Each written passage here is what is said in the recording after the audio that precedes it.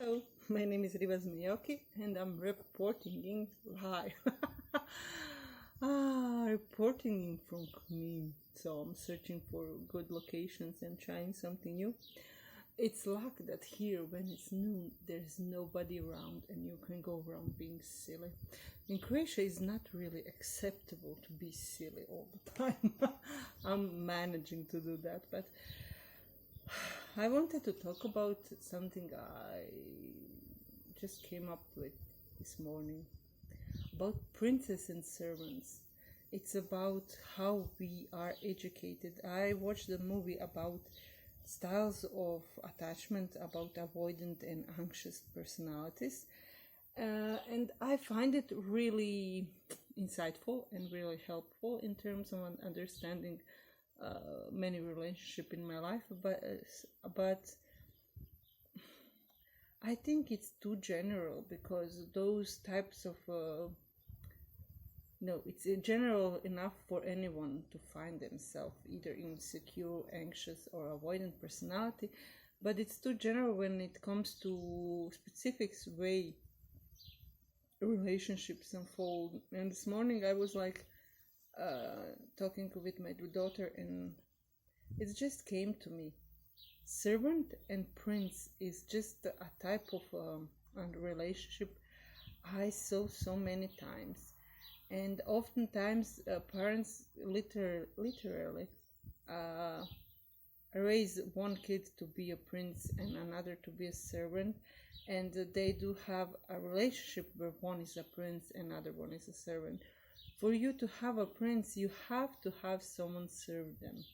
So when you educate your children, if you're overprotective parent that wants for your child to have everything, to lack nothing, to just be protected from all sides, like a bear, like my friend told me, you are creating a person who will need servants in their lives, because for them to keep on repeating the patterns and habits they learned as children from you, from being served all the time, from someone jumping whenever they say I need this, I need that, you to teach your children to literally think of their voice as a commanding box and as a magic box that will provide them anything. They just need to say it and it will appear before them.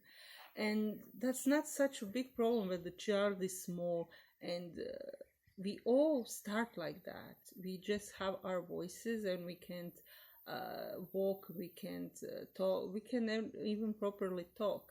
But with the sounds that we make, we command our environment and everything magically appears. And it's easier sometimes for parents to just keep on repeating that pattern, just jump whenever the child says something. But when that child grows up, there will be no way to persuade the mind that is trained that their voice is in a command box and that everyone shouldn't just jump whatever they say whenever they say it. And they will need servants, and here steps in the child servant, the child that is raised to be obedient and small and to be at service. And that is the part where emotional neglect comes in, when you have a style of parents that just don't teach their children to express themselves emotionally.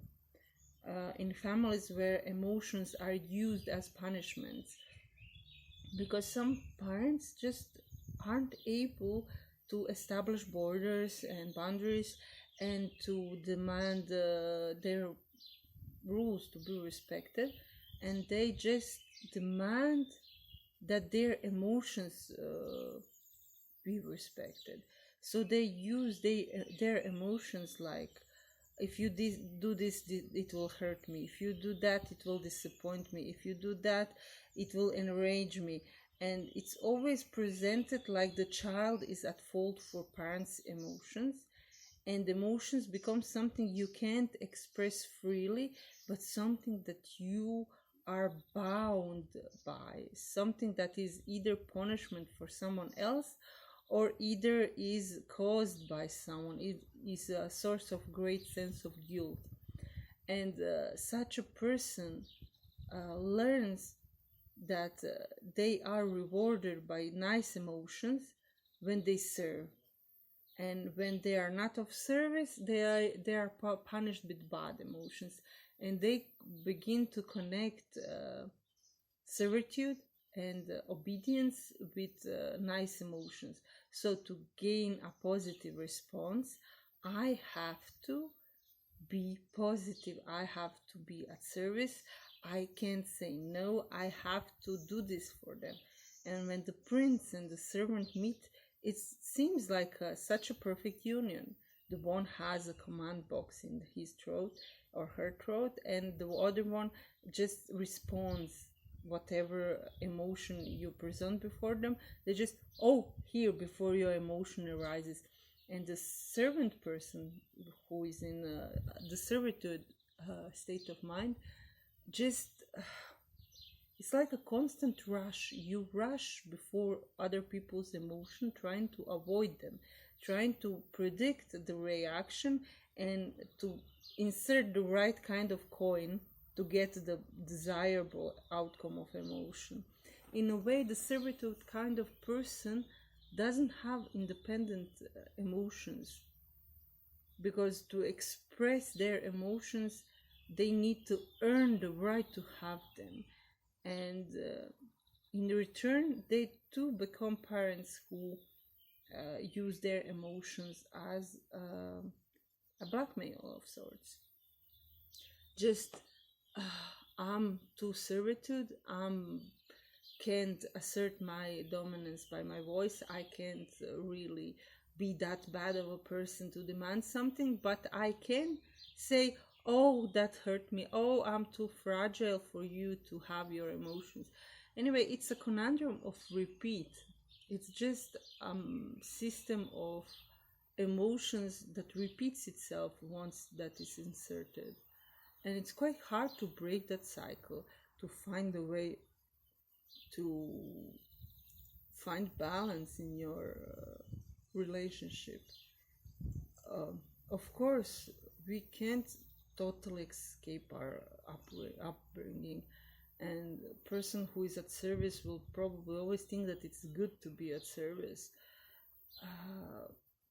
But just to find some kind of balance where we don't feel bound by our emotions, where we don't feel like we're pressured into servitude or that we are incapable of taking care of ourselves. Because it may seem like the prince has the upper hand and the control, but the prince without its servants is quite helpless. The prince doesn't know how to fulfill their own needs.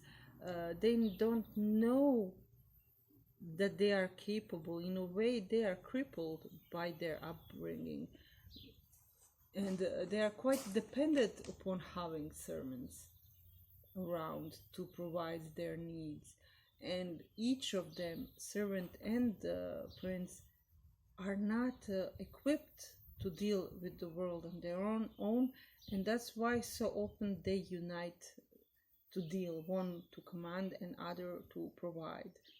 And in a sense, the servant has as much as power as the prince does, because the emotional baggage and the emotional manipulation goes both ways, and it's not easy to discern who is right and who is wrong. And only when the violence or the abuse starts, you can pinpoint, oh, he's the worst one. But the creation of such a relationship is not always violent from the beginning, and sometimes never gets violent, because it's just that codependence, that inability to provide for our own emotion to be complete independent persons. I know that's an ideal, and I don't think that people should wait for to be perfect, to have a relationship.